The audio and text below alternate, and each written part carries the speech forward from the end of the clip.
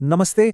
आज हम बात करने वाले हैं पौधों के बारे में और उनके पोषण के उन खास तरीकों के बारे में जो असल में पूरी पृथ्वी पर जीवन का आधार हैं।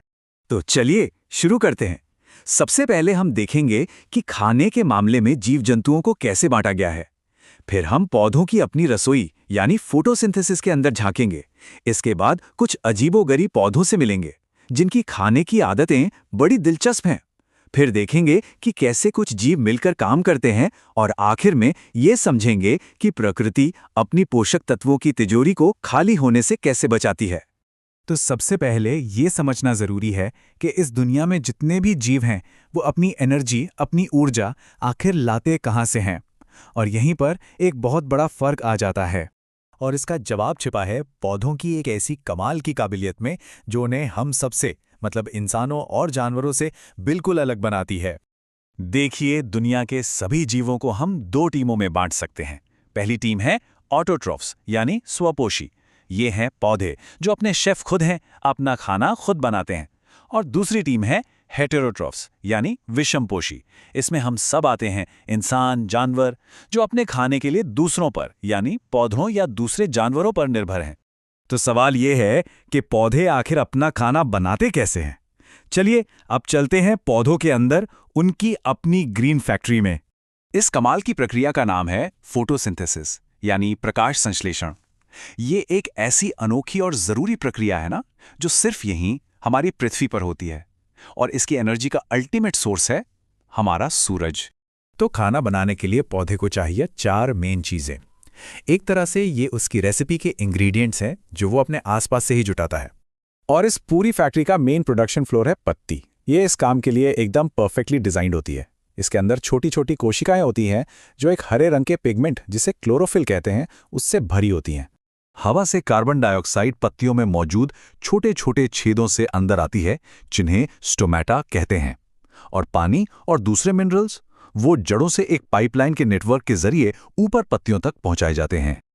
और फिर शुरू होता है असली जादू। ये एक जबरदस्त केमिकल रिएक्शन है। सूरज की रोशनी की एनर्जी का इस्तेमाल करके पौधा कार्बन डाइऑक्साइड और पानी को मिलाता है और बनाता है कार्बोहाइड्रेट्स। यही है पौधे का खाना।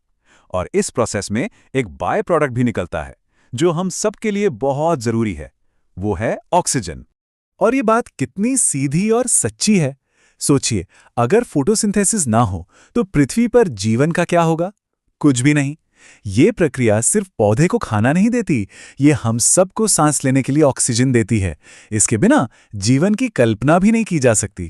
तो क्या सारे पौधे इसी नियम से चलते हैं? नहीं, कुछ पौधे ऐसे भी हैं जो नियमों को तोड़ते हैं। चलिए मिलते हैं कुछ ऐसे ही पौधों से जो आपको हैरान कर देंगे। हाँ, कुछ पौधे ऐसे हैं जिनमें क्लोरोफिल होता ही नहीं है। अब जब क्लोरोफिल नहीं तो वो अपना खाना खुद बना ही नहीं सकते। तो जिंदा रहने के लिए उन्होंने कुछ बहुत ही दिलचस्प तरीके अपना लिए हैं। इन्हें कहते हैं परजीवी या पैरासाइट्स। इसका एक बढ़िया उदाहरण है अमर बेल। ये पीले रंग की बेल किसी दूसरे पौधे पर लिपट जाती है और उसका बनाया हुआ सारा खाना सीधे सीधे चूस लेती है। अच्छा, तो यहां एक बड़ा मजेदार सवाल उठता है। उन पौधों का क्या जो हरे भी हैं, मतलब फोटोसिंथेसिस भी करते हैं, लेकिन फिर भी कीड़े मकोड़े खाते हैं? ऐसे पौधों को हम कहते हैं कीट भक्षी पौधे। ये एक तरह से पार्ट टाइम हेटेरोट्रॉफ हैं। देखिए, ये उगते हैं ऐसी मिट्टी में जहां जरूरी न्यूट्रिएंट्स, खासकर नाइट्रोजन की कमी होती है। तो फोटोसिंथेसिस से अपना खाना तो बनाते हैं, पर उस कमी को पूरा करने के लिए ये कीड़ों को फंसाकर खा जाते हैं। है ना कमाल का जुगाड़? और फिर आते हैं प्रकृति के सबसे बड़े रिसाइक्लर्स, सैप्रोट्रॉफ्स यानी मृतजीवी, जैसे कि फंगस, मशरूम। इनका काम है मरी हुई और सड़ती गलती चीजों से अपना पोषण लेना। ये उन पर पाचक रस छोड़ते हैं और फिर पोषक तत्वों को सोख लेते हैं। एक तरह से ये प्रकृति की सफाई भी करते हैं। तो हमने देखा कि कुछ जीव खाना बनाते हैं, कुछ दूसरों से लेते हैं, पर एक तीसरा तरीका भी है और वो है पार्टनरशिप यानी सहयोग। इसे कहते हैं सिम्बायोटिक रिलेशनशिप या सहजीवी संबंध। ये एक ऐसी प्राकृतिक पार्टनरशिप है जिसमें साथ रहने वाले दोनों जीवों को फायदा होता है, मतलब एक विन विन सिचुएशन। इसके कुछ बेहतरीन उदाहरण हैं, जैसे लाइकेन, जिसमें एक फंगस और एक एल्गी साथ रहते हैं, या फिर वो फंगस जो पेड़ों की जड़ों के साथ पार्टनरशिप कर लेते हैं। और एक बहुत ही ज़रूरी उदाहरण है राइजोबियम बैक्टीरिया का, जो मटर और दूसरी फलियों की जड़ों में रहकर हवा की नाइट्रोजन को पौधे के लिए भोजन में बदल देता है। चलिए अब इस कहानी के आखिरी हिस्से पर आते हैं। जब पौधे मिट्टी से सारे जरूरी पोषक तत्व ले लेते हैं तो वो मिट्टी में वापस कैसे आते हैं? ये एक बहुत बहुत जरूरी सवाल है, क्योंकि इसी पर हमारे इकोसिस्टम का स्वास्थ्य और हमारी खेती-बाड़ी का भविष्य टिका है। तो होता यह है कि कुछ तो प्रकृति खुद ही कर लेती है, जैसे राइजोबियम जैसे बैक्टीरिया लगातार हवा से नाइट्रोजन लेकर मिट्टी में मिलाते रहते हैं। पर जब फसलें बार बार उगाई जाती हैं तो ये काफ़ी नहीं होता। तब इंसान की भूमिका आती है।